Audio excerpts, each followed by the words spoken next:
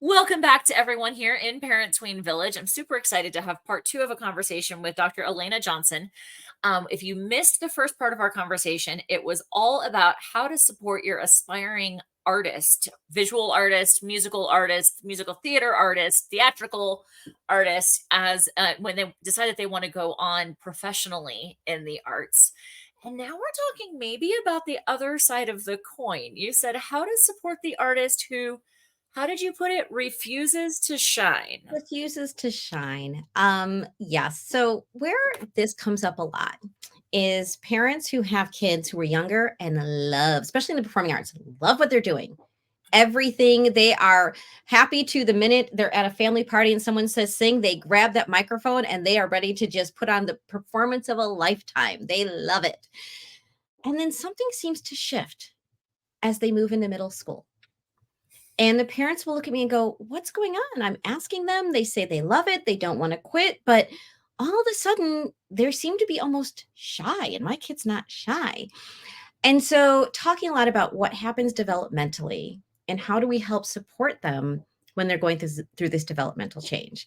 So, when Okay. children are younger, they look to adults, their parents, their teachers. That's who they're looking for affirmation, for identity connection. So when you say you were amazing, when their aunts and uncles say, "Oh my gosh, you're incredible. We can't believe how well you did. Can you perform at so and so's wedding? It'd be so cute." They feel that. They really internalize that, and that is what makes them feel seen and heard and validated. But developmentally, as they should, one of the things that happens is they are supposed to start pulling away from the parents Hmm. and get their own identity as they move into those later tween years and early teen years. That means Hmm. now they're turning towards their peers for validation. Hmm.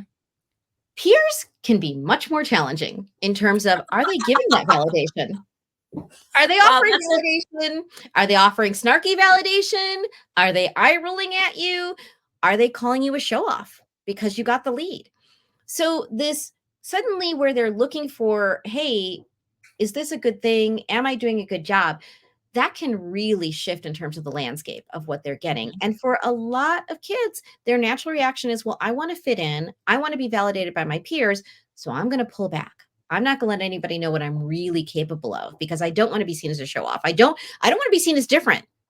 You Mhm. know, it's that age group where suddenly, parents will say, "Oh, I'm so well." It's more. I had a grandparent do this. A grandparent was like, "I'm just so proud of her. She's such an individual. She wants her hair dyed purple." Then walks into the middle school and realizes everyone's hair is dyed purple because fitting in with your peers, they set what the norms are. They It's decide. really important. Yes, yes, and it's when I remind parents this is developmentally normal and essential for Mhm. them, and that it's okay if this is how it's coming out. Let's find other ways for them to feel confident and Mhm. embrace that part of their personality Mhm. that is happening at that time. And there's a lot of ways we can do this. One of the things I like to do is look for places that your child can shine where it's not in front of their peers, Mhm. places that feel safe. So, even if that means if you have a child who is super serious about what they're doing and you're in a community where it's not supported. Now, I will say sometimes I see the opposite. Like our community, the we are very fortunate. The arts are incredibly supported and all of our middle schools and high school have really developed musical theater programs. It's very socially acceptable and Mhm. normalized as an activity and thing to do. So a lot of those kids don't go through it in the same way in terms Sure. of this is something that's okay to do. This is something Mhm. that's valid and it's okay if this is my community. Now, what I will see sometimes is kids who are interested in other things, who might be more into the sports world or other things, they struggle because their peer group might be like, "That's not for us," and they have that hard Right. time of, "Can I straddle both worlds? How do Mhm. I own both sides of my identity like this?" But if we can find places that our kids feel safe to be Mhm. their own unique self that is outside of it, which sometimes may even mean driving them to a different town. I worked with a young male singer. Well, he wasn't super young because that's why this was happening. And he had been fine being the only boy as he got older in his ballet studio until a certain age, and it was middle school. And then he Mhm. wasn't, and he wanted to quit. Mhm. And really had some conversations about is it that he wants to quit or is he getting even if it's not intentionally non-supportive peer pressure, is he getting peer pressure? Is he experiencing it as that? Mhm, And with that, what ultimately happened was moving him to another studio, which was kind of annoying for the parents. They had to drive 45 minutes, mhm, but he loved it and they wanted him to do it because they could see that he loved it. He was unable to embrace it again. He mhm. was able to be in that studio and to feel safe and to Right, shine and to be outstanding at what he did. And I kind of stayed in touch with the mom over time. And by the time he was a junior in high school, he felt very comfortable with it, in part because he had a rockin' bod. So it was no longer this, "Well, why do you do ballet?" It was like, oh, yeah, you look a certain way and you're really good. And there was a much more of a recognition of that. There's a lot of athleticism that came with this. right. So there's So that's where the positive validation from his peers came in. Exactly. When girls started looking at him differently, and Sure, his mom could see that and she's like, "Okay, I see it. I see what you're saying." I was like, "And this is what they're supposed to do. They're supposed to pull away from us for a period of time to figure out who they are, and mhm, they're not ready to do it all on their own yet. We want them mhm. to. Who cares what anybody Sure, thinks? Don't worry about what anybody thinks. Just be yourself." But they're not ready to do that yet. First, they pull away and they turn towards their peers. Then they're able to start looking internally for, okay, this is what I love and this is what's important and this is why it's important and it's okay to mhm, do what I love. It's okay. I'm not showing off if I really am just doing this to the best of my ability and it happens to be really good. right, right.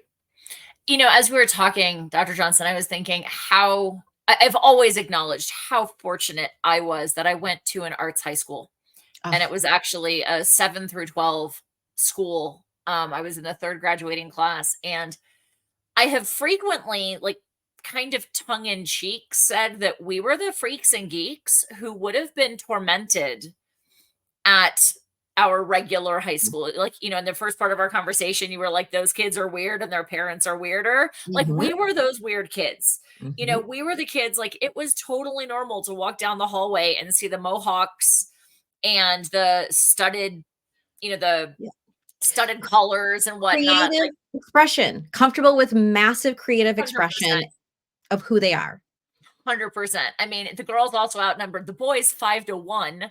So, it was a very unique. We had the communication arts, visual arts, theater, Mhm, music, and dance. And I realize now that, again, from a developmental perspective, why that was so nurturing for us because it mhm. was our safe place. How lucky were we that we could be the ones with the mohawks and the studded collars and the boys who danced and And the peers who normalize excelling in your art. You're not seen right. as showing off. It's seen as, wow, that's so amazing. You did such a good job. It normalizes that. So now what your peers do is they're more likely to lift you up when you excel Mhm.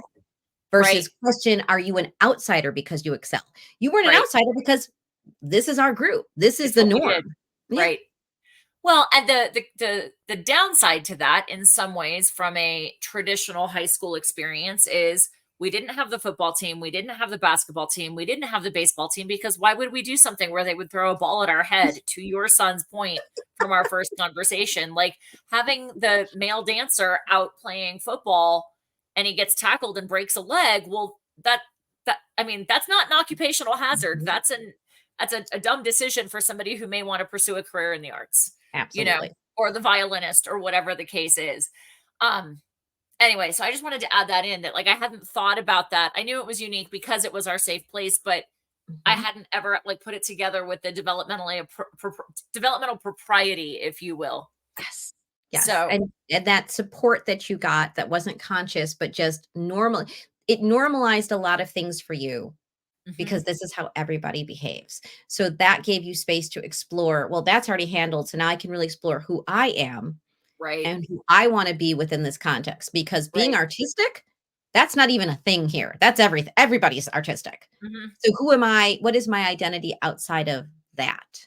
right, And with that shining thing, like, that can be the next place that you can see that happen is the teen who decides to go pro. That can be another place with the deciding to shine, because if they didn't have that support, the thing that made them unique was their art. Well, mhm, now that when they go into that college might be the first time they have the experience you have if they're not coming out of some kind of performing arts very strong program or school. Suddenly that's normalized, and that doesn't make you stand out at all. I Mhm. am a singer is not an identity that people are going to resonate with and follow you because of. And so Mhm. now we see this whole thing too, where I will see people start shrinking there again. Mhm. And the irony of having to talk to them. Now, the nice thing is they're a little older, so they can get it where I'm going, I get why you're responding the way you do, but you're really, really withdrawing Mhm. exactly when you need to expand and really Right. let people know exactly who you are and what you stand for and what you want and what you care about. And so that is that in a different place developmentally where I will meet kids where I see this contraction again of shining because it's like Mhm. just as I really want to do it, oh, well, this doesn't make me special. No, Mhm. but you are special. And it's Mhm. okay to be special. And it's okay Right. now to really lean into the things that make you unique. That's that next developmental leap that we have to make sometimes with kids who are just Right. like withdrawing. Right. Any other tips for parents who have those kids that they're seeing them shrink away? Find that safe place is the message that I'm hearing, and Find the encourage them safe to place for that and self-discovery. find the safe place and be okay with it. It's okay if your child does not want to perform for a while. They are not derailing their opportunities. They if they need to withdraw, if they need to pull back, if they need to not perform, that's okay. So if they're saying to you, "I don't wanna be in the school musical," because I don't want to get a lead and everybody's told me I'll get the lead and I'm not sure that I want to do that, let them skip it. It's fine. Mhm. They're not making a mistake that they can't recover from down the line. I see that with parents where they're like, "Well, I just don't want them to feel insecure or shy or feel like they can't, just be themselves." And I was like, "Well, give them space to make that decision. Let Mhm. them have some breathing room. It's okay if your child doesn't want to shine for a certain period of time. So Mhm. try to find a safe space for them to kind of get their footing if you're able to. And if you can't do that or that's not changing anything, it's okay if they want to take a break. Let them have Mhm. a little space to do what they're supposed to do, which Mhm. is turn to their peers, identify with their peers. They're going to find themselves. Nobody comes out of this not having found their own identity. And Mhm. whether that takes them 3 to 4 months and say, "I really miss this. I don't care what anybody thinks. I'm gonna do it." Or it takes them 2 or 3 years and they get to high school and they go, "I really miss this. Can I go back?" They'll Mhm. figure out who they are and if that's a central part of who they want to be, and Mhm. it'll really be fine. It makes me laugh because, although I'm not in the arts professionally, I'm still very active in a performing organization that functions we work at a very, very high level. We compete internationally, that kind of deal. And my husband actually is the one who pushed me when we relocated from one state to another of like, no, you're going back. Like I understood you needed to take a break because when we relocated from California to Colorado, it was just a lot. I look at it as a Mhm. team sport. Like I couldn't give my all. But when my mental health started slipping, he was like, no, you're going. When are you going? When are you Mhm. going? Which Tuesday? I know rehearsals are on Tuesday. You need to go. Because as he puts it, he uses a little bit more colorful word than I'm going to use here. I'm an unhappy person without music in my life. And, Tuesday rehearsals have become inviolable, and it's just, and so I think that what I'd like to close with is they may not shine now, but they may even come back to it as an adult, And that exactly what our you said, basis is never lost. they figure it out just like you did. They do figure it out and go, "I'm happier when I'm shining. I'm happier when I'm doing my art. It makes me feel good." Mhm. It makes me feel in community. It makes me feel more myself. So Mhm. I completely agree that at some point, even if it's after, 15 years of not doing it, if this Mhm. is part of the core of who they are, they'll find their way back. They'll find their way back, absolutely. So, awesome. Dr. Johnson, thank you so much. This has been just 2 amazing conversations. I love your energy. I love your passion for what you do, and I'm so excited to have had you as a guest with us. Well, thank you so much. I truly enjoyed the conversation as well. Awesome. Have a great one, everybody.